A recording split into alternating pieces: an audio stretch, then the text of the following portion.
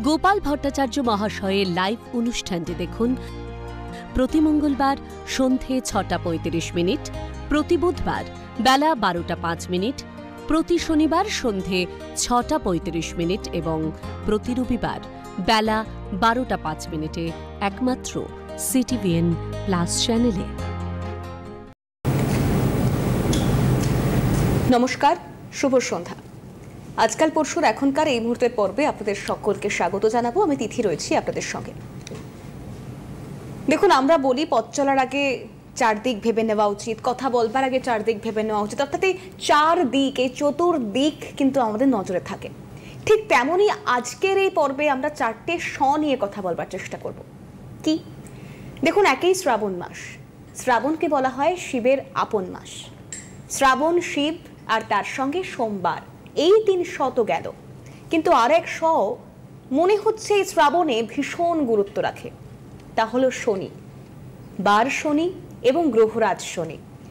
তাই আজ আলোচনা এগিয়ে নিয়ে যাওয়ার আমরা চেষ্টা করব ঠিক এই জায়গা থেকে যে এই শ্রাবণের শনি বার হোক বা গ্রহরাজ হোক, তাকে সন্তুষ্ট করা বা তার কৃপায় কি সত্যি আরো বিশাল কিছু পরিবর্তন হতে পারে। মানে শ্রাবণ মাস শনির ক্ষেত্রে কতটা গুরুত্বপূর্ণ বা শনি বারগুলো কতটা গুরুত্বের সঙ্গে আমাকে আপনাকে মেনে চলা উচিত। আর এই মুহূর্তের পর্ব মানেই যিনি স্টুডিও থেকে সরাসরি থাকেন, যার ৩৪ বছরের অভিজ্ঞতায় পিন পয়েন্ট প্রেডিকশনে, নক্ষত্র চর্চায়, ক্যারিয়ার কাউন্সেলিংয়ে আপনার আমার সুপ্রতিষ্ঠা হওয়ার লড়াইয়ে এক এবং অদ্বিতীয় কান্ডারি শ্রী গোপাল ভট্টাচার্য। দাদাকে স্বাগত। ধন্যবাদ। দেখো, শ্রাবণ মাসের সঙ্গে শনির কি সম্পর্ক সেটাকে নিয়ে আজকে বলার আছে। তো তুমি আমার সঙ্গে এতই অনুষ্ঠান করেছো, তুমি অনেক গ্রহের কথাই জেনে গেছো।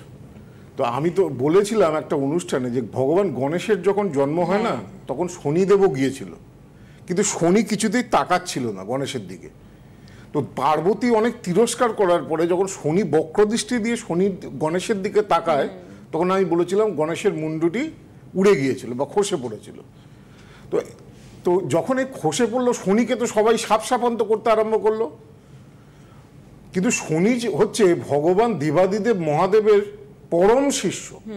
মানে যে মানে পৌরাণিক উপাখ্যানে যে কজন তার মধ্যে যেমন রাবণ ভগবান শিবের পরম শিষ্য, তেমন শনি হচ্ছে সে ভগবান শিবের ছাড়া আর কারো পুজো করে না। ভগবান শনিদেব হচ্ছে গুরু, যাকে মানে সেই গুরু হচ্ছে ভগবান শিব বা ভগবান রুদ্র। তখন শনিদেবকে ভগবান শিব কাছে ডাকলো। কাছে শিব তো তিনি তো অন্তর্যামী। তিনি শনিদেবকে জিজ্ঞাসা করলেন, তোমার দৃষ্টিতে গণেশের এরকম অবস্থা হলো কেন? তখন শনিদেব বললেন, ভগবান আপনি তো অন্তর্যামী, আপনি তো সবই জানেন কি কারণে এই ঘটনা ঘটেছে। তখন ভগবান শিব স্মরণ করতে পারলেন যে ধামিনী, শনির অনেকগুলো ওয়াইফ বা পত্নী রয়েছে। এই যখন শনি একবার ধ্যান করছিল, তখন ধামিনী বলে তার একজন পত্নী বা তার ওয়াইফ খুব সেজে গুজে শনির কাছে গেল, কিন্তু শনি তার দিকে কোনো রকম ভূক্ষেপ, কোনো রকম দৃষ্টিপাত বা কোনো রকম কিছু তাকালো না। সেই জন্য জানেন তো, বউরা ওয়াইফটা একটু সেজে গুজে এলে স্বামীর উচিত একটু প্রশংসা করা।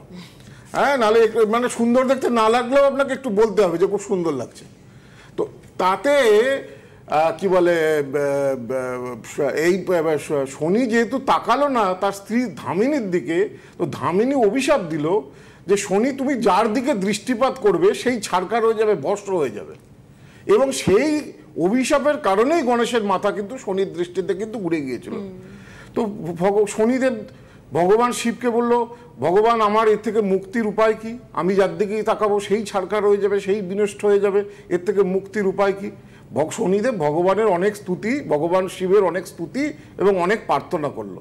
তখন ভগবান শনিদেব আশীর্বাদ করলেন যে সোমবার তো বলেছিলাম অলঙ্কার ও প্রিয় বিষ্ণু, জলধারা প্রিয় শিব, মানে জলের ধারা হচ্ছে ভগবান শিবের যেমন প্রিয়। দেখো, শ্রাবণ মাসে প্রকৃতি জলধারা দিয়ে আমাদের সমস্ত কিছু স্নান করায়, আর এই শ্রাবণ মাসে ভগবান শিবের সব থেকে প্রিয়। কিছু না করতে পারলে সোমবার ভগবান শিবের মাথায় আমি এক ঘটি জল ঢাললেও যথেষ্ট। হ্যাঁ, তো ভগবান শিব তখন আশীর্বাদ দিলেন যে তোমার দৃষ্টি বা সাড়ে সাথী বা ঢাইয়া যাই বলো, মানে এটা আমি বললাম, ভগবান শিব একটা কথাই বললো, তোমার যে কুপ্রভাবের কারণে মানুষের জীবনে যে দুঃখ বা কষ্ট তোমার এই দৃষ্টির কারণে, এই শ্রাবণ মাসে শনিবারে আমার পাশাপাশি আচ্ছা যে তোমার উপাসনাও করবে তার উপর তোমার কোনো কুপ্রভাব বর্তাবে না। আচ্ছা অর্থাৎ আমি তো তোমার ওই অভিশাপটাকে ফিরিয়ে দিতে পারছি না, নিয়ে নিতে পারছি না, কিন্তু আমি আশীর্বাদ করলাম যে শনিবার, শ্রাবণ মাসে শনিবারে আমার আরাধনার পাশাপাশি তোমারও যে আরাধনা করবে, পুজো করবে, তার উপর তোমার কোনো কুদৃষ্টির প্রভাব থাকবে না। সেই জন্য শ্রাবণ মাসের শনিবার যতই যাদেরই শনির মনে করুন দোষ রয়েছে, বা শনির বাজে দশা চলছে, বা সাড়ে সাতি চলছে, বা ঢাইয়া চলছে, বা এই যে শনি বক্রি হয়েছে 28শে নভেম্বর পর্যন্ত 4.5 মাস বক্রি থাকবে, এই শ্রাবণ মাসে শনির উপাচার করলে সেই অশুভ প্রভাব কিন্তু বর্তায় না। একটা ফোন আছে, একজন দর্শক বন্ধু রয়েছেন। নমস্কার, কে রয়েছেন? হ্যালো হ্যালো, হ্যাঁ নমস্কার, কে বলছেন? নমস্কার, আমি দমদম থেকে বলছি। আচ্ছা বলুন, কার সম্পর্কে জানবেন? আমার মেয়ের সম্বন্ধে। মেয়ের নামটা বলুন দাদা। কোয়েলি দাস। আচ্ছা, date of birth? Date of 13 May 1997। 13 May 97? হ্যাঁ 1997। আর সময় বলুন। সময় 11টা 1 সকাল 11টা 1। জন্মস্থান কোথায়? জন্মস্থান দমদম। দমদম। আপনার মেয়ের জন্মবার যেটা দেখতে পাচ্ছি মঙ্গলবার, এটা হ্যাঁ মঙ্গলবার। কর্কট লগ্ন, কর্কট রাশি, পুষ্যা নক্ষত্র, দেবগণ, শুক্লপক্ষের সপ্তমী তিথি, লগ্ন অশ্লেষা নক্ষত্রে রয়েছে। এটা হচ্ছে হরস্কোপ। আচ্ছা দেখি কেমন হরস্কোপ, এখানে কি কি কি রয়েছে। লগ্নে কোনো গ্রহ নেই, লগ্নে চন্দ্র রয়েছে। লগন চাঁদা কি বলে, লগ্ন এবং চন্দ্র এক হয়ে গেলে না খুব মুশকিল। যাদেরই লগ্ন এবং চন্দ্র এক, তাদের জীবনে বেশিরভাগই জীবনে ঝড়ঝাপটা, দুর্যোগ, বাধা বিপত্তি খুব বেশি পোহাতে হয়। দ্বিতীয় মঙ্গল, তৃতীয় রাহু, শনি রয়েছে অষ্টম স্থানে, বিবাহ সপ্তমপতি শনি রয়েছে নবমে কেতু যুক্ত হয়ে। তো দেখুন আপনার মেয়ের বিয়ে হচ্ছে না তো? হ্যাঁ বিয়ে হচ্ছে না। বিয়েতে বাধা আসছে তো? হ্যাঁ বিয়ের জন্যই করা। হ্যাঁ বিয়ের জন্যই করলাম আর কি স্যার। বিয়ের জন্যই ফোন করেছেন, বিয়ের কারণ তো বিয়ের অনেক বাধা আসবে, মানে অনেক দেখাশোনা হওয়া সত্ত্বেও বিয়েটা ফাইনালাইজ হতে চাইবে না। কেন, ওর বিবাহের যে অধিপতি গ্রহ শনি, এটা কেতু গ্রহের মতো পাপক গ্রহের সঙ্গে একই সঙ্গে যুক্ত হয়ে শনি কেতু যখন নবমে চলে গেছে, বিয়ে হতে অনেক দেরি হয়। বিয়েতে প্রভূত বাধা আসে এবং পরবর্তীকালে বৈবাহিক জীবনও খুব একটা ভালো বা সুখের হতে চায় না। তো এই যে শনি কেতুর সংযোগটা ভালো কাউকে দেখিয়ে এইটাকে একটা ঠিক করার চেষ্টা করুন। আপনি অনুষ্ঠান দেখেন নিয়মিত? হ্যাঁ আমি গিয়েছিলাম, প্রতিকার নিয়ে আছে আপনার কাছে। কিসের জন্য, কবে এসেছিলেন? ওই সন্ধ্যে অনুষ্ঠানে গেছিলাম। বুঝতে পেরেছি। তো শনি কেতুর একটা করা আছে, তাহলে নিশ্চয়ই যখন দেখিয়েছিলেন তখন নিশ্চয়ই উপাচার করা মানে দেওয়া আছে। তো যদি সেরকম তাকে বিয়ের জন্য আমি সময় বলে দেব, কেতুর দশাও শেষ হয়ে গেছে, তো শুক্রের দশা পড়েছে। তো কি বলে 24-এ যদি এইটা প্রতিকার করা থাকে, 24শে সেপ্টেম্বর 2025-এর পর থেকে, অর্থাৎ এবছরে সেপ্টেম্বরের পর থেকে আপনার মেয়ের কিন্তু বিয়ের যোগ তৈরি হচ্ছে। আপনি আশা করছি আপনার যা মেয়ের চার্টের যে দশা বা অন্তর্দশা দেখলাম, তাতে সেপ্টেম্বরের শেষ থেকে যেহেতু এবছরের বিয়ের যোগ শুরু হচ্ছে, আপনি হয় অঘ্রাণে নয় মাঘে আচ্ছা বিয়ে হয়ে যাবে। শুনতে থাকুন আপনি। যারা অনলাইনে যোগাযোগ করতে চাইছেন 8584038638, আর যে কোনো চেম্বারের জন্য ফোন নাম্বার যাচ্ছে 8584038631। যেটাকে নিয়ে বলছিলাম, আমি আমার জীবনের একটা ছোট কথা বলি। দেখো, আমি একটা সময় স্পোর্টস করতাম, খেলাধুলা করতাম খুব ভালো। হ্যাঁ, আমি ডাইভিংয়ে আমি বেঙ্গল চ্যাম্পিয়নও ছিলাম, ডিস্ট্রিক্ট চ্যাম্পিয়ন বহু বছর ছিলাম, আমি অল ইন্ডিয়া গেমসেও পার্টিসিপেট করেছি। তো আমি যখন এরকম আমার যখন 15-16 বছর বয়স, তখন তো এখন তো আমাদের ক্লাস 10 পাস করার পরে আমাদের সময় কলেজ ছিল। হ্যাঁ, আমি জয়পুরিয়া কলেজের স্টুডেন্ট ছিলাম, সেট আনন্দরাম জয়পুরিয়া কলেজ। এবং তার সঙ্গে সঙ্গে আমি স্পোর্টসও করতাম, খেলাধুলাও করতাম, সুইমিংও করতাম, ডাইভিংও করতাম। তো আমার কি হচ্ছিল, স্পোর্টসে প্রচুর পলিটিক্স। স্পোর্টসে, খেলাধুলায়, ক্রিকেটে বলো, ফুটবলে বলো, সাঁতারে বলো, জিমন্যাস্টিক্সে বলো, প্রচুর দলাদলি চলে, দুটো দলের যার যেটা। এবং আমার 1-2 নম্বরের জন্য ফার্স্ট র্যাঙ্ক আমি ফার্স্ট হতে পারছিলাম না। আচ্ছা। তো এই বেঙ্গল কম্পিটিশনে যখন হলো, তখন ওই এরকম 1-2 নম্বরের জন্য আমি ফার্স্ট হতে পারলাম না, আমি সেকেন্ড হয়ে গেলাম। তো কিন্তু কথা ছিল যারা বেঙ্গলে যারা ফার্স্ট এবং সেকেন্ড হয় তারাই অল ইন্ডিয়া গেমসে পার্টিসিপেট করে, কিন্তু সে বছরে আমার ওপরেই এমন একটা কাণ্ড ঘটলো যে সেকেন্ড ক্যান্ডিডেটদেরকে নিয়ে যাওয়া হলো না, যারা একমাত্র ফার্স্ট হয়েছিল তাদেরকেই নিয়ে যাওয়া হলো। তো এইরকম প্রচুর বাধা, প্রচুর পলিটিক্সের আমি সম্মুখীন হচ্ছিলাম। তো তখন আমরা ভোরবেলা 5:20 2B বাস ধরতাম উত্তর কলকাতা থেকে। হ্যাঁ, 50 পয়সা বাসের ভাড়া ছিল।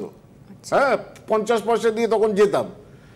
তো ফেরার সময় মন খুব খারাপ যখন শুনতে পেলাম ঘটনাটা, ক্লাবে গিয়ে বউবাজারে আমাদের সুইমিং ক্লাবে আমি সেখানে সুইমিং করতাম।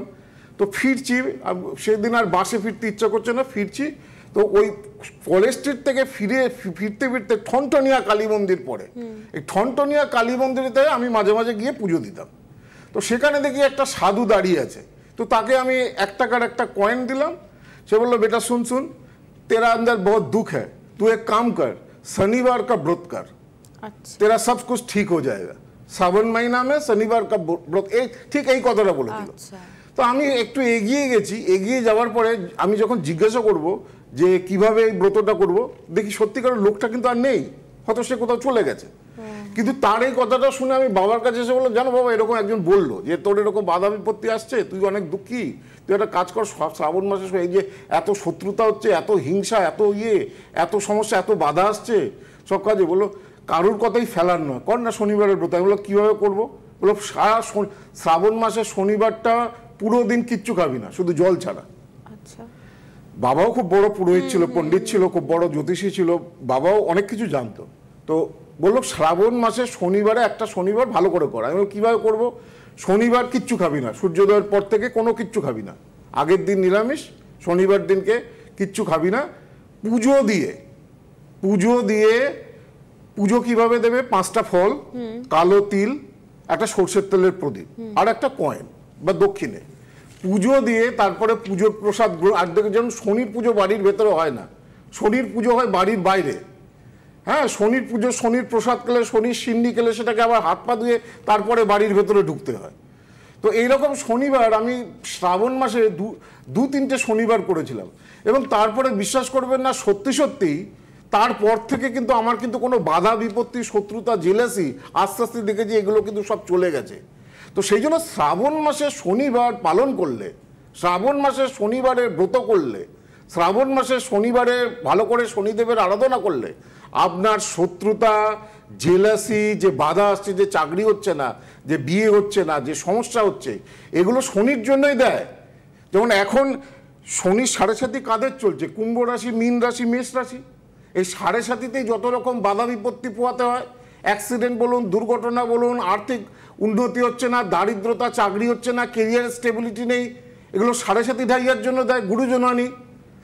এবং ঢাইয়া চলছে কার? সিংহ এবং কুম্ভের। দেখবেন এই 5টা রাশির এখন কম বেশি বিভিন্ন দিকে, মানে কিছু নায়ক শরীর ভোগাচ্ছে, কিছু নায়ক শত্রুতা দিচ্ছে। আর এই যে শনি 4.5 মাস যে বক্রি হয়েছে, মিথুন, কন্যা এবং মকর রাশি, এই 3টে রাশিরও কিন্তু কম বেশি এফেক্টেড হচ্ছে এই 4.5 মাস।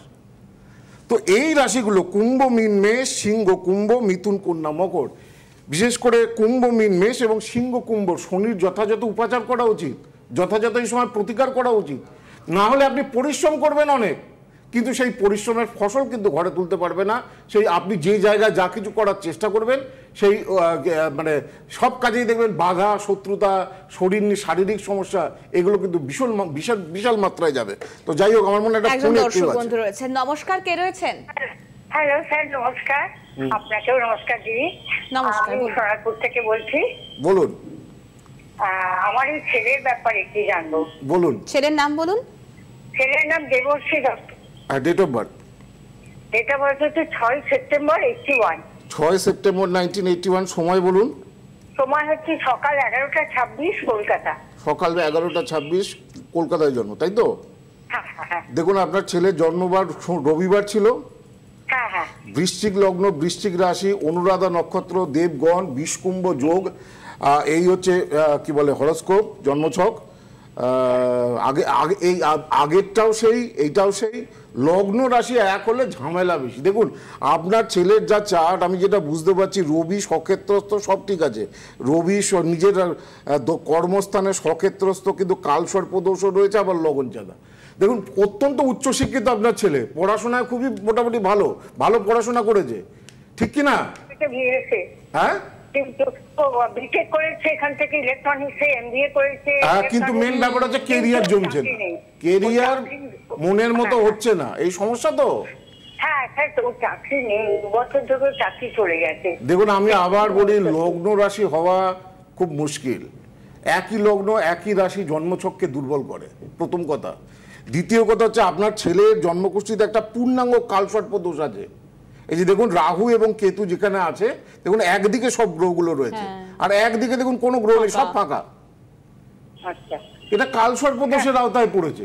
তো কালসর্প দোষেরটাকে ভালো করে ঠিক করুন, ছেলে দেখবেন কিছুদিনের মধ্যেই ভালো চাকরি বাকরি পাবে, ভালো উন্নতি করতে পারবে। চার তো ভালো। হ্যাঁ স্যার, ও চাকরি হবে, নিশ্চয়ই হবে, কেন হবে না? আপনি নিয়মিত অনুষ্ঠান দেখেন? নিয়মিত অনুষ্ঠান স্যারের সবকিছু আমি ফলো করি। আপনি তো জানেন 22শে আগস্ট কৌশিকী অমাবস্যা রয়েছে, আর এই কৌশিকী অমাবস্যা এমন একটা তিথি। কাছে জানতে চাইছি, ও আজকে প্রায় 1.5 বছর ধরে বেকার হয়ে বসে আছে, চলে গেছে চাকরি, তো এটা কবে হবে স্যার যদি একটু বলেন? কালসর্প দোষটা ঠিক করতে হবে, কালসর্প দোষটা সবার আগে ঠিক করতে হবে, কেমন? 22শে আগস্ট কৌশিকী অমাবস্যা রয়েছে, তার আগে বিভিন্ন চেম্বারে আপনারা দাদাকে পাবেন, এবং সময় কিন্তু হাতে আর বেশি নেই, তাই সেইভাবে আপনারা যোগাযোগ করবেন। 2.5 বছর 3 বছর বিটেক এমবিএ করে 2.5-3 বছর বসে 4 বছর বসে আছে, হয়তো চাকরি হচ্ছে না। বিটেক এমবিএ কমপ্লিট করা, ভালো ইনস্টিটিউট থেকে পাস করা, অনেক ক্ষেত্রে এগুলো হচ্ছে দুর্ভাগ্য। এই 4টি ইন্ডিকেশন দিয়ে দেয়, সেইটাকে যদি ঠিকমতো ঠিক করা যায় কিছুদিনের মধ্যেই সেখান থেকে বেরিয়ে আসা যায়। যেটাকে নিয়ে বলছিলাম যে কি করবেন এই শ্রাবণ মাসের শনিবারগুলো। প্রথম কথা হচ্ছে, যদি সব কটা শনিবার হয়তো সবার করা সম্ভব নয়, একটা শনিবার করুন। ওই যে বললাম সকাল থেকে কিচ্ছু খাওয়া যাবে না।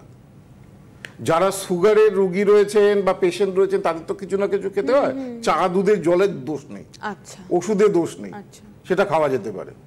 সারাদিন কিচ্ছু খাবেন না। শনিবার যে কোনো একটা শনিবার করতে হবে। আপনার এই যে যিনি একজন মা ফোন করেছেন যে ছেলে 1.5 বছর বসে রয়েছে, চাকরি হচ্ছে না, তার মনের অবস্থাটা কি? এখানেও কিন্তু শনির কিছু না কিছু অশুভ প্রভাব কাজ করছে। যদি মা সেই উপচারটা করুক এই শনিবারের শ্রাবণ মাসে, সারাদিন কোনো কিছু না খেয়ে, উনি যদি শারীরিক কোনো অসুস্থতা থেকে তার ওষুধ খেতে পারে, দুধ জল খেতে পারে বা বিস্কিটস খেতে পারে। এর ব্যতীত কোনো কিছু না খেয়ে সূর্যাস্তের পরে ভগবান কি বলে শনি মন্দিরে পুজো দেবে, একটা মানে কাঁসার বাটি কিনবে, কাঁসার বাটি কিনে সর্ষের তেল দেবে, তার মধ্যে একটা কয়েন দেবে, দিয়ে ছায়াদান করবে। এই শ্রাবণ মাসে ছায়াদান করা সব থেকে শুভ। শ্রাবণ মাসে ছায়াদান কিভাবে করে? শনিবার দিনে একটা কাঁসার বাটি কিনে আনতে হবে, তার মধ্যে সর্ষের তেল দিতে হবে, একটা কয়েন দিতে হবে, দিয়ে ওই পুজো দেওয়ার সময় যখন শনি মন্দিরে পুজো দেবেন, আর শনি কালী মন্দির দুটো একসঙ্গেই থাকে, কারণ শনির আরাধ্য দেবী হচ্ছে মা কালী, দক্ষিণা কালী, সোজা কথা। তো সেই জন্য শনিবার দিনকে একটা নীল ফুলের মালা, একটা জবা ফুলের মালা, একটা ধূপকাঠি, একটা আগরবাতি মানে মোমবাতি, 5টা ফল, একটু কালো তিল, তার সঙ্গে ছায়াদান, অর্থাৎ একটা ছোট্ট কাঁসার বাটিতে সর্ষের তেল দিয়ে একটা কয়েন দিয়ে দেখে সেটাকে দান করা শনি মন্দিরে। এবং সে যদি প্রসাদ গ্রহণ করেন, সিন্নি খান, তাহলে সিন্নিকে হাত পা ধুয়ে তারপরে বাড়ির ভেতরে ঢুকবেন। একটা শনিবার করলেও, এই যে যাদের 7.5 চলছে, যাদের মিথুন কন্যা মকরে এই 4.5 মাস খুব বিপদের সময়, তাদের অনেক বিপত্তি অনেক সমস্যা থেকে তারা মুক্তি পাবে। আমি আর ফোন নেবো না কারো। এইটা হচ্ছে 1 নম্বর। 2 নম্বর হচ্ছে যে শনিবার দিন যদি আমরা ভগবান শিবের মাথায়, যাদের শনির সমস্যা রয়েছে, শনিবার দিন যদি ভগবান শিবের মাথায় সর্ষের তেল, সারসব তেলের ধারা, এই শনির কতগুলো বইয়ের নাম আছে, একটা মন্ত্র আছে, এই মন্ত্র সহযোগে যদি দেওয়া যায় শ্রাবণ মাসের শনিবারে, সেই মন্ত্রটা কি? সেই মন্ত্রটা হচ্ছে ধ্বজিনী ধামিনী চৈব কঙ্কালী, ধ্বজিনী ধামিনী চৈব কঙ্কালী কলহপ্রিয়া। এগুলো হচ্ছে শনির বউয়ের নাম। ধ্বজিনী ধামিনী চৈব কঙ্কালী কলহপ্রিয়া কণ্টকী কলহী চাপ তুরঙ্গী মহিষী অজা। বা সুন্দর করে বলছি, প্রথম থেকে আবার বলি, ধ্বজিনী একটা নাম, ধামিনী একটা নাম, চৈব কঙ্কালী একটা নাম, কলহপ্রিয়া একটা নাম, কণ্টকী কলহী চাপ তুরঙ্গী, চাপ তুরঙ্গী তয়সুর উমাইগয় দীর্ঘি, মহিষী অজা, এগুলো আলাদা আলাদা নাম। তাহলে কি হলো? ধ্বজিনী ধামিনী চৈব কঙ্কালী কলহপ্রিয়া কণ্টকী কলহী চাপ তুরঙ্গী মহিষী অজা শনির নামানি, শনির নামানি পত্নী নামে তানি সংযপন পুমান দুঃখানি নাশয়ে নিত্যং সৌভাগ্য মেধতে সুকম। এটা হচ্ছে পুরো মন্ত্র। আবার একবার রিপিট করে দিচ্ছি। ধ্বজিনী ধামিনী চৈব কঙ্কালী কলহপ্রিয়া কণ্টকী কলহী চাপ তুরঙ্গী মহিষী অজা শনের নামানি পত্নী নামেতানি সংযপন পুমান দুঃখানি নাশয়ে নিত্যং সৌভাগ্য মেধতে সুকম। এই যে পত্নী, শনির যে পত্নী বা ওয়াইফের, এদের নাম যদি কেউ যদি সকালবেলা ঘুম থেকে উঠেও যখন যাদের সাড়ে চলছে, শনির বাজে দশা চলছে বা শনির দোষ চলছে, তারা যদি সকালবেলা উঠেও একবার ঘুম থেকে ওঠার পরে বাসি মুখে ঘুম থেকে উঠে একবার জাস্ট বিছানায় উঠে একবার এই নামটা স্মরণ করে তারপরে বিছানা থেকে নামা, তাহলেও শনির দোষ কাটে। আর শ্রাবণ মাসে শনিবারের দিনে শিবের মাথায় সর্ষের তেলের ধারা দিয়ে এই পত্নীর শনির যে ওয়াইফের যে মন্ত্রটা আমি বললাম, এই মন্ত্রটা যদি সর্ষের তেলের ধারা প্রয়োগ করা যায় তাহলেও শনির দোষ কাটে। আবার এই শনিবার একটা মাটির পাত্রে কালো তিল, 5টা ফল, একটা লোহার টুকরো, সর্ষের তেলের প্রদীপ, এই দিয়ে যদি শ্রাবণ মাসের শনিবারে গঙ্গাতে বা কোনো নদীতে, বহমান নদীতে যদি ভাসিয়ে দেওয়া যায় তাহলেও কিন্তু শনির দোষ কিন্তু কাটে। তো সুতরাং আমাদের দেখুন যেমন সমস্যা আছে, আমাদের উপাচারও আছে। আমাদের যে সমস্যাগুলো থেকে আমাদের অনেক উপাচার আমাদের শাস্ত্রে বর্ণনা করা হয়েছে মানুষের কল্যাণে। আপনারা যে সমস্যা বা যে দুঃখ, যে যন্ত্রণা আপনারা যে ভোগ করছেন, সেখান থেকে বেরোনোর উপায়, এবং এগুলো মানে যদি ঠিক মতো করা যায়, মন থেকে মেনে যদি করা যায়, সব কিছু শ্রদ্ধা সহকারে করা যায়, এগুলোর আবশ্যিক ফললাভ সম্ভব হয়। আর যেটাকে নিয়ে বলছিলাম যে 22শে আগস্ট এবার কৌশিকী অমাবস্যা রয়েছে, সব থেকে বড় অমাবস্যা। যাদের মেজর সমস্যাগুলো রয়েছে তারা এই কৌশিকী অমাবস্যার আগে দেখাতে পারেন। আমার বাড়িতে এই দিন কয়েক হাজার মানুষ আসে, ভোগের ব্যবস্থা থেকে পুরো এয়ার কন্ডিশন হল রয়েছে, আর প্রচুর মানুষ আছে, কয়েক হাজার মানুষ আসে।